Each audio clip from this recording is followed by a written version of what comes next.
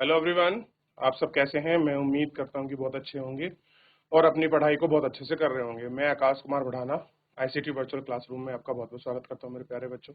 जैसा आपको बताया, बेसिकली हमारी 12th क्लास है और ज्योग्राफी हम लोग इसमें देख रहे हैं। और ज्योग्राफी के अंदर आपको पता होना चाहिए मेरे प्यारे बच्चों, जो हमारा टॉपिक चल रहा था या लास्ट हमारा जो आपका चैप्टर था, हम लोग पढ़ रहे थे चैप्टर नंबर 3, ह्यूमन डेवलपमेंट, मानव विकास को हम लोग आपका देख रहे थे। किस परिप्रेक्ष्य में हम इसको समझ सकते हैं, एक एक कर हम लोगों ने इसमें बहुत अच्छे से आपका बात कर ली थी कि मानव विकास है क्या। क्लियर है? ये सारी चीजें हम लोग इसमें देख चुके थे। तो आज हमें थोड़ा सा आगे बढ़ते हुए और हमें मानव विकास की जो सेहस कहानी बची हुई है उसको पढ़ना है। तो सेहस कहानी को आगे बढ़ने से पहले किसी को डाउट, कोई क्वेरी, कोई क्वेश्चन हो मुझसे पूछ लीजिए। किसी कोई क्वेरी, किसी का क्वेश्चन?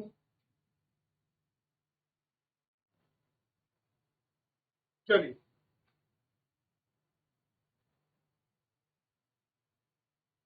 अब देखिए, आगे बढ़ते हैं। कह रहे हैं कि मानव विकास को मापने की विधियां निरंतर परिष्कृत हो रही हैं।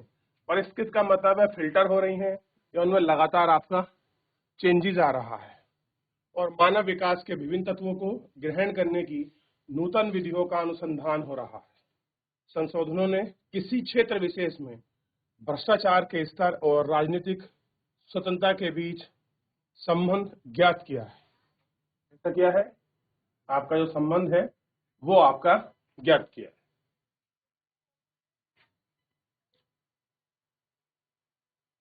राजनीतिक स्वतंत्रता सूचकांक और सर्वाधिक भ्रष्ट देश के सूचीकरण पे ही आपका चर्चा रही है। क्या आप मानव विकास के अन्य स्तरों के बारे में सोच रहे हैं?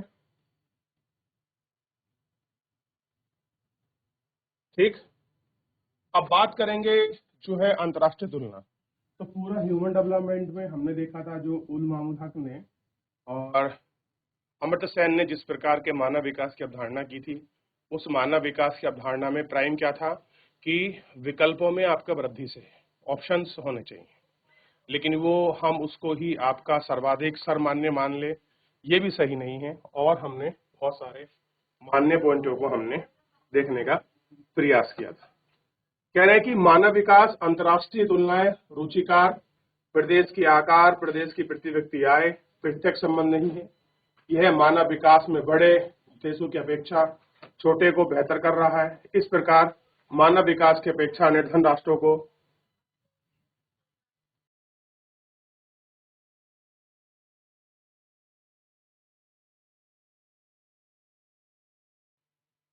ठीक है, कोटि आपका धनी राष्ट्रों से थोड़ी ऊंचा है। अब कह रहे हैं एग्जाम्पल के तौर पर थोड़ा देखिए कि अपेक्षा में छोटी अर्थव्यवस्थाएं भी हैं। श्रीलंका, टेनिया, टोगो और आपका मानव विकास सूचकांक भारत से ऊंचा है। इस प्रकार कम प्रति व्यक्ति आय के बावजूद मानव विकास में केरल का प्रदर्शन पंजाब और गुजरात से कहीं बेहतर है। अर्जित मानव विकास स्कोर के आधार पर आपका 4 देशों को वर्गीकृत किया गया है: अति उच्च वाले, मध्यम वाले और निम्न वाले। जो आपको कल भी बताया था, जो नंबर 1 के नियरेस्ट होगा वो अच्छा होगा और 1 से जितना दूर होगा उसकी स्थिति उतनी निम्न होगी। तो उच्च वाले कितने हैं? 0.8800%। उच्च में क्या है? 0.700 से लेकर 0.799 के बीच, 0.550 से लेकर 0.6699 के बीच के मध्यम में हमने ये सारी चीजों को हमने इसमें देख लिया था। मानव विकास सूचकांक वाले देश में जिनका स्कोर 0.8 से ऊपर है, मानव विकास का प्रतिवेदन 2020 के अनुसार उस देश में हम वर्ग देशों के सम्मिलित है। और तालिका 3.3 में इस वर्ग में सर्वप्रथम 10 देशों को आपका दर्शाया गया है और ये वो सबसे अच्छे देश हैं जिनका क्या है, आप एक बार नहीं हमेशा ही सबसे अच्छा क्या निकलता है, आपका ह्यूमन डेवलपमेंट इंडेक्स में आता है मानव विकास सूचकांक। और ये भी कैसा है? उच्च देश है। तो पहला नॉर्वे, आइसलैंड, स्विट्जरलैंड, हांगकांग और आइसलैंड बेसिकली चाइना है। जर्मनी, स्वीडन, ऑस्ट्रेलिया, नीदरलैंड और आपका डेनमार्क, ये कंट्री हर मामले में बहुत आगे हैं। जैसे नॉर्वे हो गया, नॉर्वे तो ऑलमोस्ट हर जगह नंबर 1 है। नॉर्वे है, स्वीडन है और ऑस्ट्रेलिया है, नीदरलैंड है, स्कॉटलैंड है। इन सारी चीजों को हम लोग आपका देख रहे हैं। क्लियर है? चलिए देखिए, इन पर विचार करिए, फिर आगे बढ़ते हैं।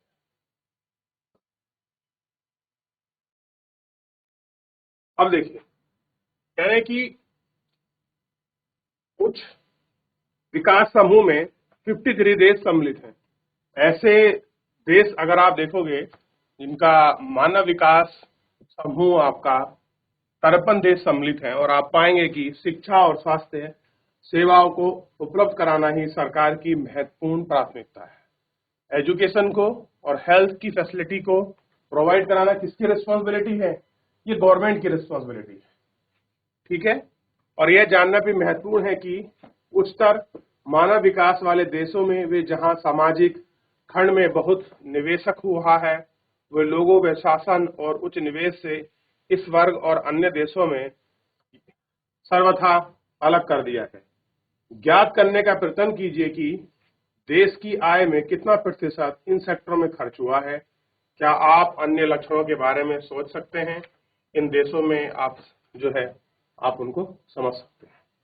आप देखेंगे कि इनमें से अनेक देशों में सामाजिक शक्तियां रही हैं और इन देशों में विविधता की डिग्री उच्च नहीं है। उच्च मानव विकास सूचकांक वाले स्कोर देश यूरोप में अवस्थित हैं और वे औद्योगिकीकृत पश्चिम विश्व का प्रतिनिधित्व करते हैं, और गैर यूरोपीय देशों की संख्या आश्चर्यचकित वाली है और यदि आपका चौंकाने वाली है। इनमें से इस सूची में अपना स्थान बताओ। क्या बताना है? अपना स्थान बताओ।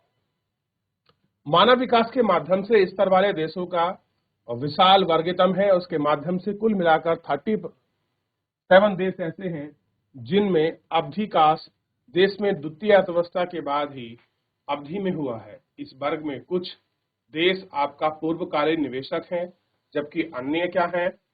देशों में 1990 के बाद ही तत्कालीन सोवियत संघ के विघटन के पश्चात ही हुआ है। इसमें अनेक देश अधिक तक लोकमुखी नीतियों को अपनाकर सामाजिक भेदभाव को दूर करके तेजी से मानव विकास की ओर सुधार कर रहे हैं। इनमें से अधिकांश देशों में उच्च स्तर का मानव विकास स्कोर वाले देश की तुलना में सामाजिक विविधता पाई जाती है। इस वर्ग में अनेक देशों में अपना अभिनव इतिहास, राजनीतिक अस्थिरता, सामाजिक विद्रोह किया है। मानव विकास में निम्न वाले देशों की संख्या 33 है। इनमें से अधिकांश छोटे देश हैं जो राजनीतिक उपद्रव, गृह युद्ध के रूप में सामाजिक अस्थिरता, अकाल और बीमारियों के घटक के दौर से गुजर रहे हैं। सुविचारित नीतियों के माध्यम से इन देश में की आवश्यकताओं का संसाधन है और इनको हमको देखना चाहिए। कह रहे इंडियाज 126 इन यूएन डेवलपमेंट इंडेक्स, यानी कि भारत की मानव विकास सूचकांक में 126वीं रैंक। कितनी है? 126। यानी कि आप सोच के देखिए हमारी स्थिति क्या है। आप इस डाटा के आधार पर बात कर सकते हैं। और वैसे भी ऑलमोस्ट चैप्टर आपका समाप्त हो गया है, ये थोड़ा सा और बचा है। ये इसको मैं आपको बाद में बताऊंगा। फिलहाल इतना कुछ पढ़ना है, कुछ पूछना है, कुछ देखना है, कुछ क्वेरी है पूरे चैप्टर में, पढ़ लीजिए, फिर मैं आपको आगे दूंगा। देख लिया? तो यहां तक किसी कोई क्वेरी, कोई डाउट बच्चों? आगे बढ़ जाए।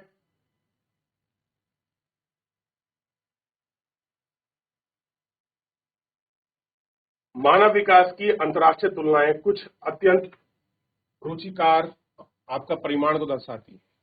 प्राय लोग मानव विकास के निम्न स्तरों के लिए लोगों की संस्कृति का दोष देते हैं। उदाहरण के लिए, देश में मानव विकास कम हुआ है क्योंकि उनके लोग धर्म का अनुसरण करते हैं।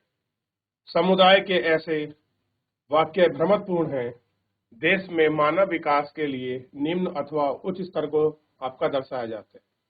यह समझने के लिए सामाजिक सेक्टर पर सरकारी व्यय के प्रतिरूप में देखा जाना आपका महत्वपूर्ण है कि राजनीतिक परिवेश तथा लोगों को उपलब्ध स्वतंत्रता भी महत्वपूर्ण है। मानव विकास के उच्च स्कोर वाले देश सामाजिक सेक्टरों में अधिक निवेश कर रहे हैं। और राजनीतिक उपद्रव अस्थिरता से प्राप्त स्वतंत्र हैं। इन देशों में संसाधनों का वितरण ही अपेक्षाकृत कैसा है? समान है। कैसा है? समान।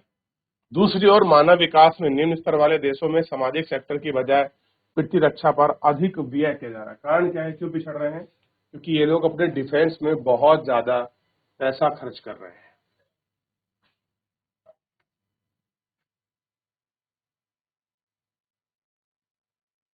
ठीक ठीक है ना। ये देश राजनीतिक अस्थिरता वाले ही क्षेत्रों में पड़े हैं और त्वरित विकास अभी आर्थिक प्रारंभ नहीं है। तो ये सारी चीज इसके अंतर्गत आपको बताई गई है। चलिए, इतना देख लिया आप लोगों ने।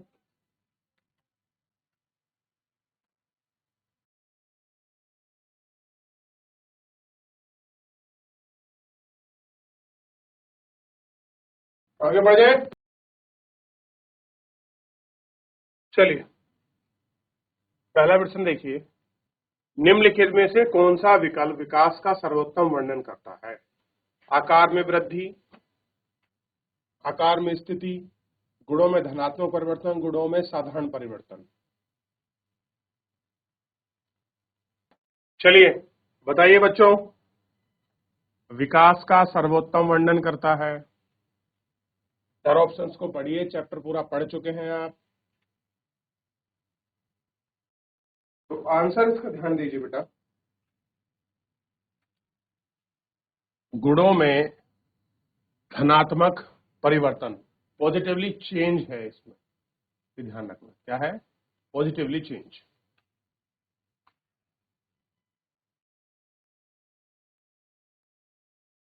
आगे बढ़े।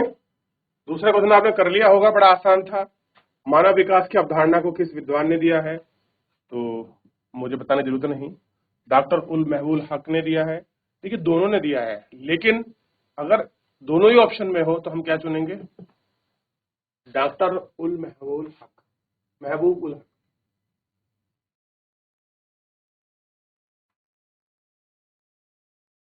चलिए आगे बढ़े। अब अगला क्वेश्चन इसमें थोड़ा सा है, कह रहे हैं कि मानव विकास के 3 मूलभूत क्षेत्र कौन से हैं? वो आपसे पूछ रहा है, ध्यान दीजिए।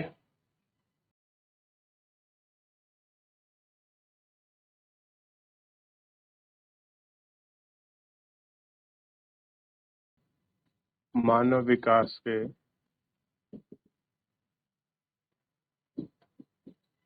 3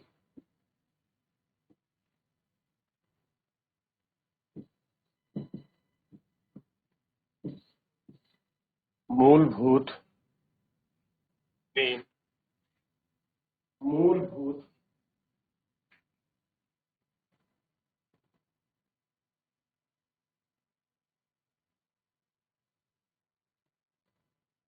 क्षेत्र।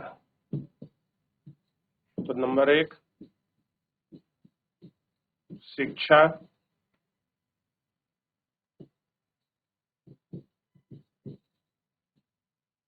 स्वास्थ्य, नंबर 3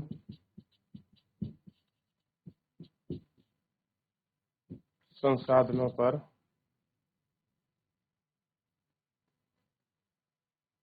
पहुंच। तो ये तो है, शिक्षा, स्वास्थ्य, संसाधनों पर पहुंच।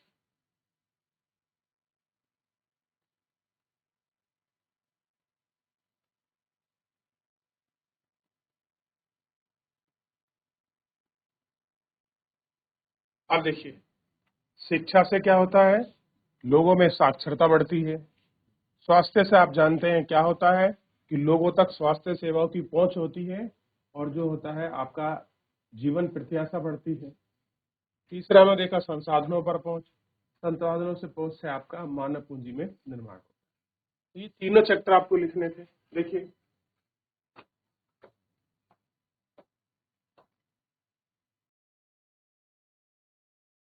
हो गया। अब इसमें अगला जो बढ़ रहे हैं, अगला देखिए, मानव विकास के 4 प्रमुख घटकों की हम लोग बात करेंगे। तो कौन से हैं 4 मानव विकास के 4 घटक?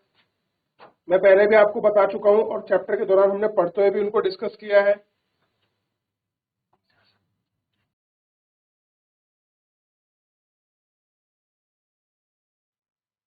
देखिए,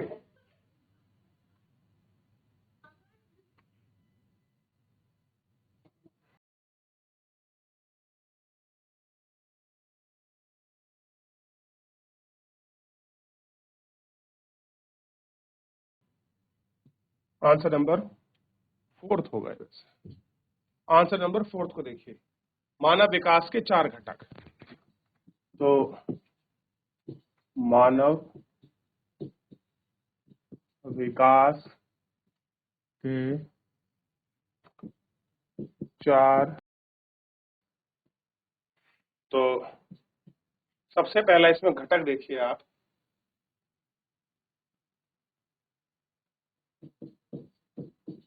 समानता। दूसरा घटक देखिए,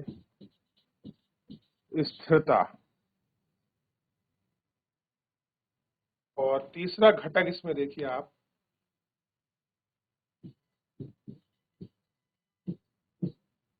उत्पादकता।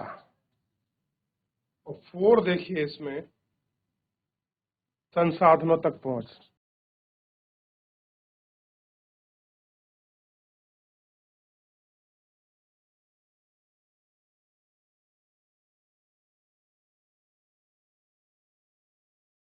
संसाधनों तक पहुंच, यही है 4 घटक प्राइमरी। समानता मतलब क्या मतलब हुआ समानता का, कि अवसर के उपलब्ध सभी के लिए समान हो। ऐसे लिख सकते हैं, अवसरों की समानता। ठीक है। स्थिरता का क्या मतलब हुआ,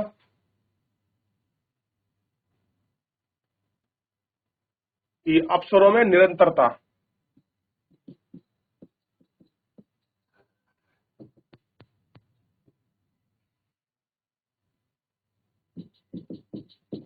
अवसरों में उपलब्ध निरंतरता, यानी कि या फिर कंटिन्यूस मीनिंग हो जाएगा। ठीक है। और उत्पादकता का क्या मीनिंग होगा,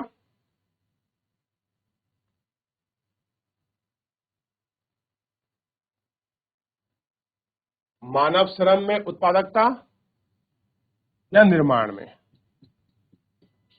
मानव श्रम में उत्पादकता। मैं आपको जस्ट लाइन बता रहा हूं, चैप्टर पूरा पढ़ाया था कि आप इसको अच्छे से आंसर करें। मैं आंसर नहीं लिख रहा हूं, बस आपको सिनॉप्सिस बनाकर दे रहा हूं। और सशक्तिकरण, बच्चों समझ आऊंगा, संसाधनों की पहुंच नहीं, सशक्तिकरण है।